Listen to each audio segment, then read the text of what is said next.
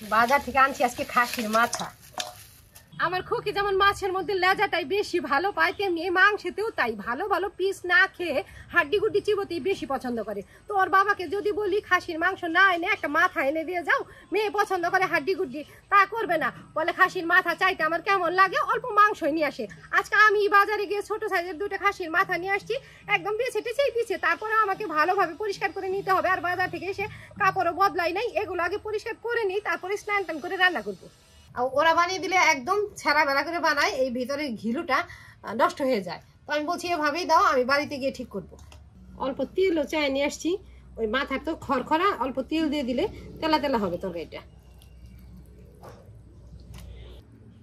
এগুলো একটু ছোট করতে হবে।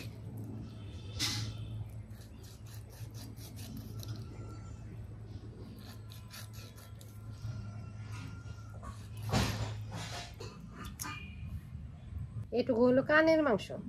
ওরা পরিষ্কার করে দিলেও তারপরে যে কতটা বাছার থাকে, এগুলো একটু সময় নিয়ে করতে হয়।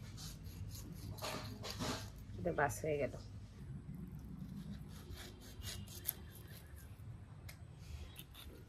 দুইটা মাথা তো এমন এমন পিস 4টা আছে, দাঁতে কাটতেই হবে। একটু ছোট ছোটই করছি।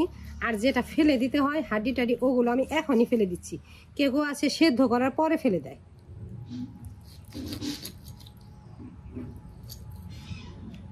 মাথার শক্ত অংশটা ওরা দা দিয়ে এইভাবে কেটে দিছে।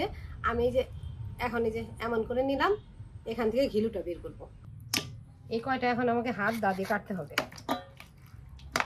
আর তাছাড়া সব কাটাকুটি হয়ে গেছে। আমি তো লাকড়ি দিয়ে জাল দিই। এই যে একটা মোটা কাঠ নিলাম, কাঠটা এই যে পাটিতে রাখলাম, দাও ধুয়ে নিয়ে এসেছি।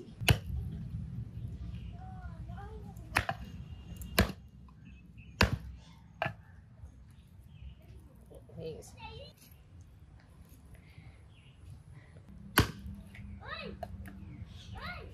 এইদিকে একটা করলাম, আবার এইদিকে বসালাম, এইদিকে একটা।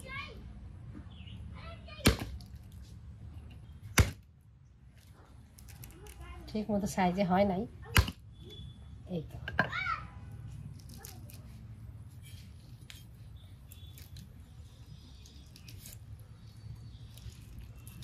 এগুলো নরম হাড্ডি,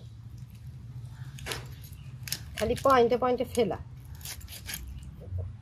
মাছ বাড়িতে কাটলেও তো মাংস টাংস বাইরে থেকেই কেটে নিয়ে আসি।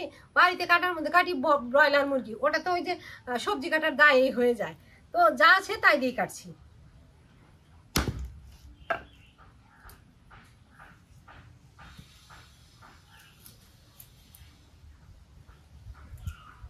প্রথমে দা দিয়ে কেটে নেই, হাত দা দিয়ে, তারপর আবার বটি দিয়ে ছাড়াই।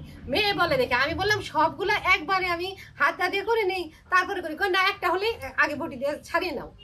পাটি বিছিয়ে নিছি যাতে পড়লেও কোনো অসুবিধা না থাকে। আরেকবার দাঁড়া,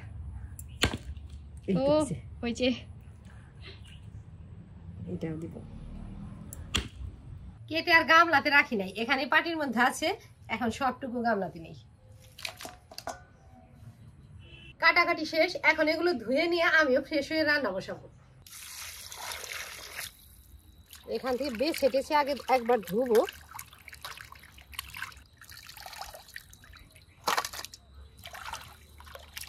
খাসির মাথা আমি মাঝে মধ্যে বাজার থেকে আনি, তারপরে আজকের মাথা দুটো যে এতটা ফ্রেশ, মানে এর আগে আমি এত ভালো খাসির মাথা আনতে পারি নাই।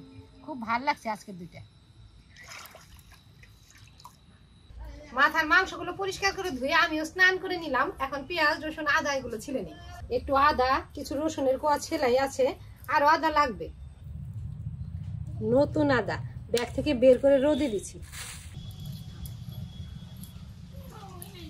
আদা রসুন জলে ভিজিয়ে দিলাম। পেঁয়াজগুলো ছিলে নেই, পেঁয়াজ জলে ভিজালাম। মাংস ধুয়ে বালতিতে রেখে দিচ্ছি, এখন গামলাতে নিয়ে সব গুঁড়া মশলা দিয়ে মাখবো। জল থেকে ছেঁকে গামলাতে নিলাম।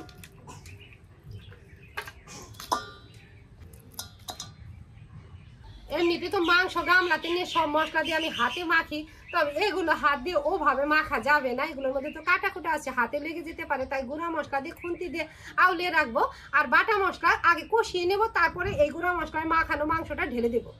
নুন, হলুদ, লঙ্কা, ধনে গুঁড়ো নিচ্ছি, এগুলো দিয়ে আগে মাখবো। ছড়িয়ে দিলাম। সর্ষের তেল দিলাম উপরে। হাত দিয়ে না মেখে এই খুন্তি দিয়ে আজকে মেখে নিচ্ছি।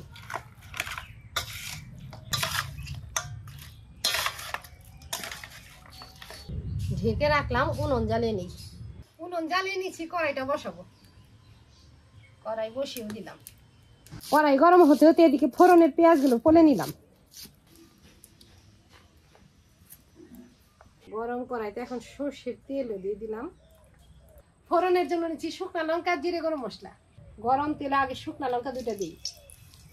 একটু ভাজা হয়েছে, এখন জিরে গরম মশলা দিব। ফোড়নের এগুলো পুড়ে গেছে, এখন পেঁয়াজ কুচি দেব। পেঁয়াজগুলো হালকা ভাবে ভাজা হয়ে গেছে, এখন এর উপরে বাটা মশলা দেব। আদা, পেঁয়াজ, রসুন, কাঁচা লঙ্কা বাটা। ভালোভাবে বাটা মশলাটা কষিয়ে নিলাম, কাঁচা গন্ধটা যাতে চলে যায়।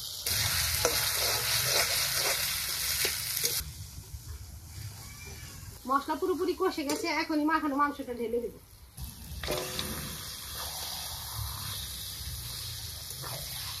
নেড়ে চেড়ে মিশিয়ে দিই সব মশলার সাথে। নেড়ে চেড়ে মিশিয়ে নিলাম, এখন ঢেকে ঢেকে সেদ্ধ করব। ঢেকে দিলাম।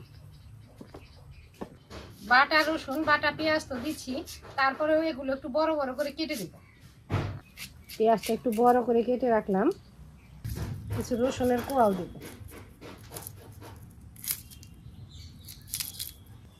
রসুনের কোয়া রাখলাম, একটা টমেটো কেটে দেব।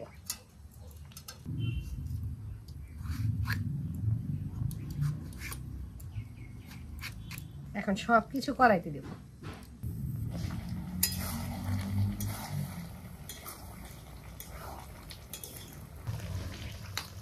ঢেলে দিয়ে দিলাম। নেড়ে চেড়ে আবারও ঢেকে দেব। প্রথমে ভাবছিলাম আলু দিব না, আলু ভেজে তুলে রাখি নাই, তো খুবই বললো মাথা বলে আলু খাবো না, খাসির মাংসের ঝোলের সাথে আলু খেতে তো খুব ভালো লাগে। ওই যে আলু নিচ্ছি, এগুলো ছিলে কষানোর সময় দিয়ে দেব।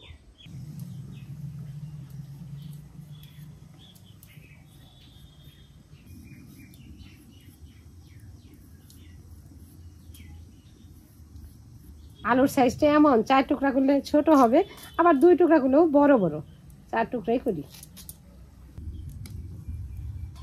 এই আলুটা ছোটই আছে, 2 টুকরাই করলাম। এটা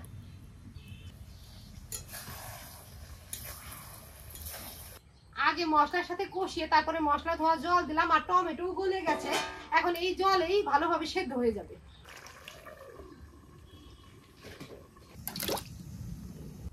কষানো প্রায় হয়ে গেছে, এখন আলু দিয়ে নেড়ে চেড়ে ঝোলের জল দেব। ভালোভাবে নেড়ে চেড়ে দিলাম।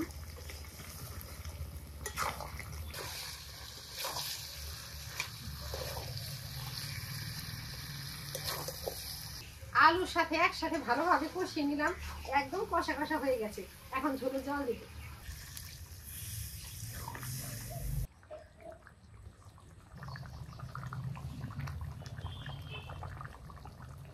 পাটাতে এলাচ, দারচিনি নিলাম,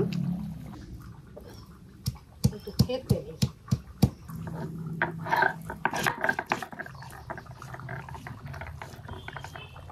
এইটা বাটা হয়ে গেছে, এখন তুলে নেব। এদিকে কড়াইয়ের তরকারি পুরোপুরি জাল হয়ে গেছে, এখন গরম মশলা বাটা দিয়ে নামিয়ে দেব।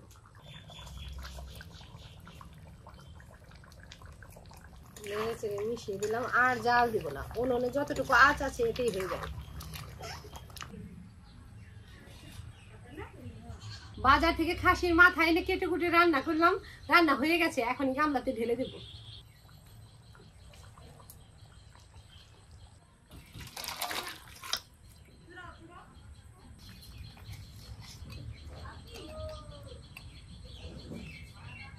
মাংসে লেবু খেতে ভালো লাগে, লেবু কেটে নিচ্ছি।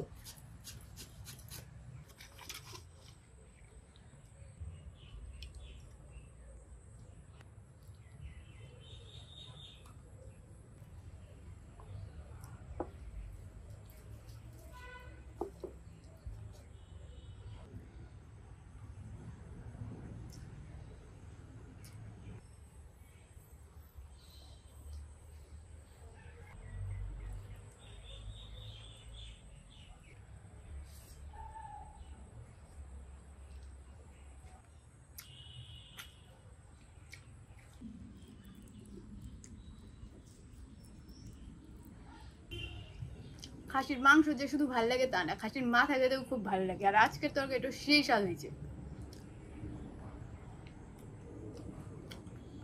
এই ছিল আজকের রান্না। তোমরা ভিডিওটাতে লাইক করো আর প্লিজ ভিডিওটা শেয়ার করে আমার পাশে থেকো।